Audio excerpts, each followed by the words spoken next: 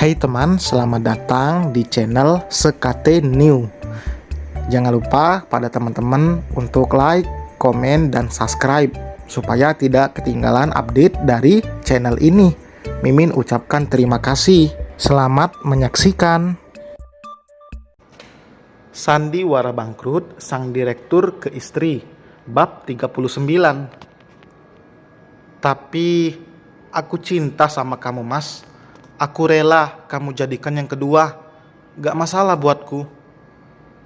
Mendengar itu Adrian tersenyum kecut. Baiklah, ayo pulang bersamaku. Bak mendapatkan angin segar di tengah gurun pasir. Wajah Veronica berbinar ketika Adrian mengajaknya pulang bersama.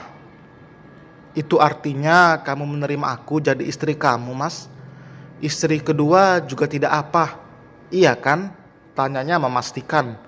Raut kemarahan di wajah Veronica telah sirna beberapa saat lalu. Kamu akan tahu jawabannya nanti setelah pulang, saut Adrian masih bersuara datar. Tak lama berselang keduanya pun melangkah bersama hingga sampai ke tempat mobil sedan Toyota Camry putih. Adrian terparkir. Berbeda dengan Veronica yang wajahnya terus berbinar sepanjang perjalanan menuju arah jalan pulang ke rumah. Sementara Adrian seperti biasa, datar, tanpa ekspresi dalam suasana yang tidak ia harapkan ini. Tidak sampai 1 jam, mobil pun terparkir di halaman rumah Adrian, tepat usai azan Isya berkumandang. Mairo yang menyadari suasana deru mobil milik sang suami segera menghentikan pekerjaannya di dapur, lalu keluar untuk memastikan. Wajahnya seketika mengembang melihat suami yang ditunggu sejak tadi akhirnya datang juga. Setelah sejak tadi khawatir. Mas, kok kamu baru pulang? Tanya Mairo sambil menerima salam, cium tangan dari Adrian.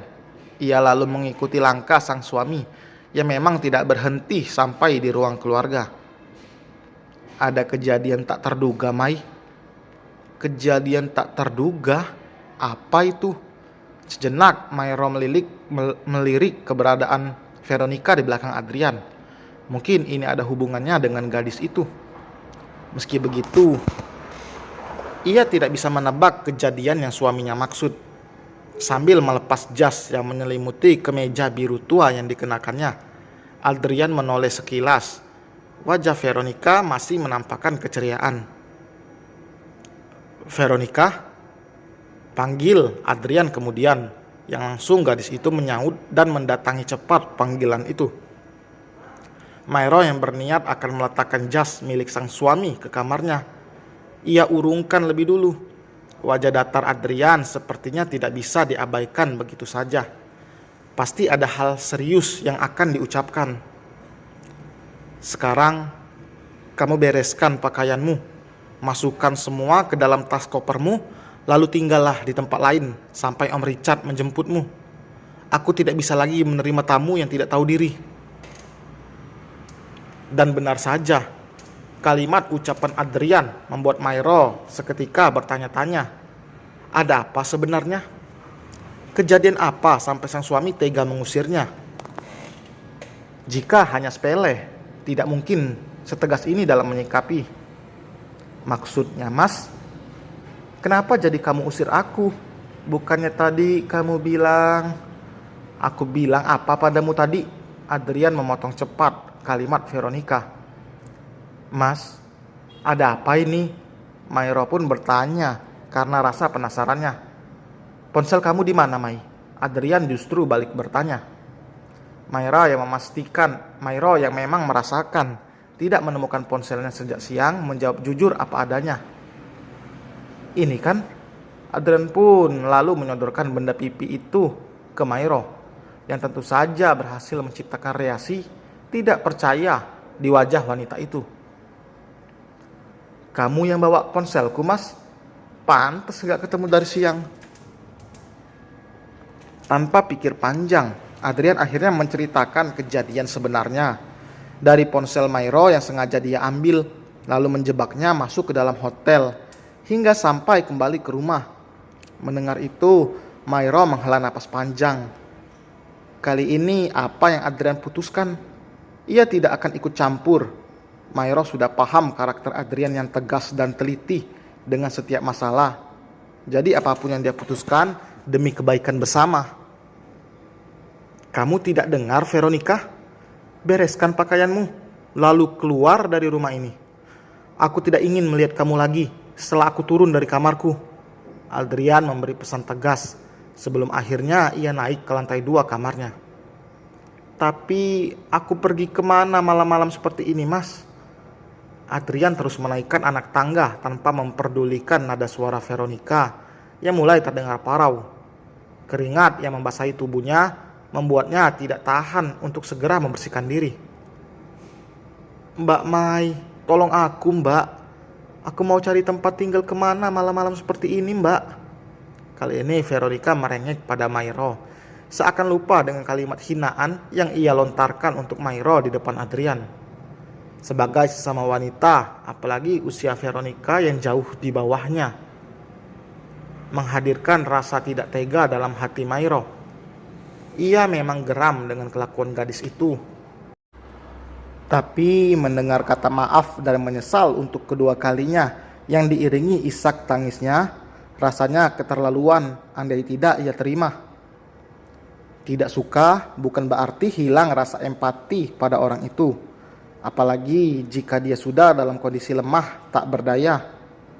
Bagi Mairo setidaknya ada kesempatan yang bisa dia manfaatkan demi memperbaiki diri, dan pesan itu Veronica setujui. Dia merasa sanggup untuk berubah. Baiklah kalau begitu, tinggal Mairo yang berusaha merayu Adrian untuk memberi kesempatan dan mengizinkan gadis itu tinggal di rumah. Setidaknya hanya sampai Om Richard menjemput. Dari dalam kamar, Mairo menunggu Adrian yang masih berada di dalam kamar mandi, antara gelisah dan takut jika ia yang justru akan dimarahi nantinya. Mai, kamu di sana? Tanya Adrian setelah keluar dari kamar mandi dengan pakaian lengkap, kaos dan celana pendek. Oh iya sayang, aku sudah hubungi wedding organizer untuk acara resepsi kita nanti. Jadi nanti kita tinggal menyebar undangan saja. Adrian menjelaskan sambil melangkah menghampiri Mairo. Dipeluknya tubuh sang istri lalu mendaratkan kecupan hangat di keningnya.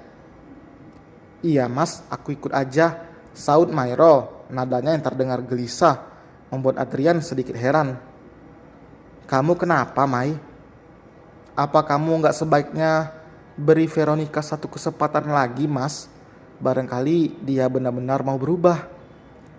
Veronica lagi? Kalau dia tetap tidak berubah? Setidaknya kita tidak salah, sudah kasih kesempatan. Kamu tahu kan Om Richard yang menitipkan dia pada kita? Dia termasuk tanggung jawab kita. Kamu gak takut aku diambil sama dia, Mai?